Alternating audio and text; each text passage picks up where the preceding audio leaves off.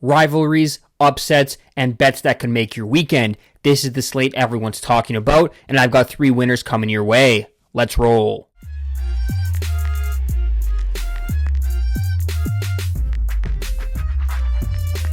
What's up, sports fans? My name is Chris. Welcome back to Game Day Wagers, and thank you for watching Week 8 of the College Football Picks and Prediction Show.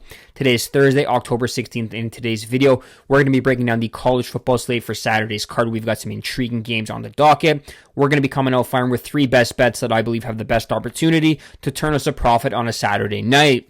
Before we get into the plays though, if you guys haven't already taken a second to like the video, please go ahead and do so now. It helps the channel in a big way.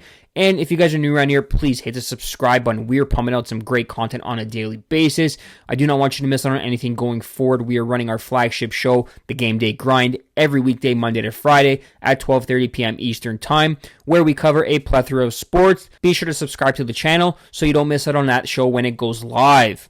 Now, without further ado, let's kick things off in an SEC showdown between LSU and Vanderbilt. Look, it's been a very long time since Vanderbilt was favored over an SEC opponent, and that's the spot they find themselves in this week, laying -2.5 on their home field against LSU.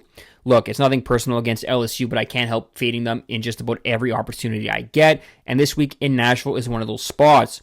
The LSU offense leaves a lot to be desired. They've scored just 19 and 20 points across their last 2 weeks, putting up 20 at home last week versus South Carolina. That's not exactly impressive.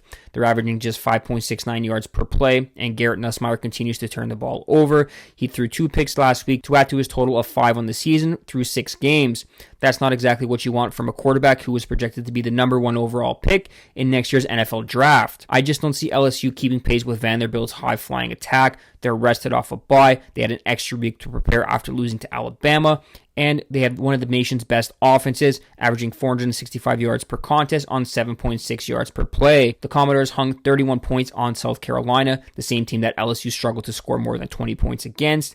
And yes, they lost in Week 6 to Alabama, but they were 10.5-point underdogs for a reason. This is arguably the biggest game in Vanderbilt history. First Bank Stadium is going to be rocking. Diego Pavia will have his offense rolling, and I'm confident in Vanderbilt covering this spread. Give me the Commodores at home, -2.5 points, -110. From Nashville, we're going to head to Tuscaloosa. We're talking Tennessee taking on Alabama.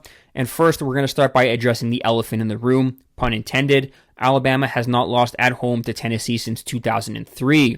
To put that into perspective for you guys, In the Club by 50 Cent was the #1 song on the Billboard Top 100 charts, and Finding Nemo was the top grossing film domestically in that year. Oh, what volunteer fans would pay to have Dory's short-term memory loss when taking on Alabama. But 2025 is a different beast. Tennessee has a chance to win this game and erase all those past losses. But I do believe one thing remains the same. Alabama is going to still win this game, and it's going to be by double digits. If we look at this game from a football perspective, it's prime time in Tuscaloosa, and regardless of the opponent, Alabama do not lose these type of football games.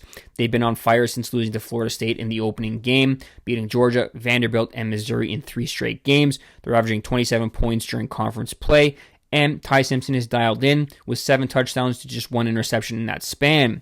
Tennessee, their wins don't exactly impress me much. They barely squeaked by Mississippi State and Arkansas in back-to-back weeks. Now have to go on the road to take on the most explosive offense they've seen so far this year. I have no hesitation laying the points with Alabama. Roll Tide, Alabama -7.5 points, -110. And finally, we move to the Holy War. Utah taking on BYU. Look, this game takes center stage on Saturday night with both teams ranked inside the top 25. This game obviously means a ton to both programs. The rivalry is intense. There's no love lost. But from a football perspective, it matters more to BYU's playoff chances than it does to Utah's, as I do believe they will not get any consideration if they do not run the table from here on out. From an X's and O's perspective, these two teams are fairly even.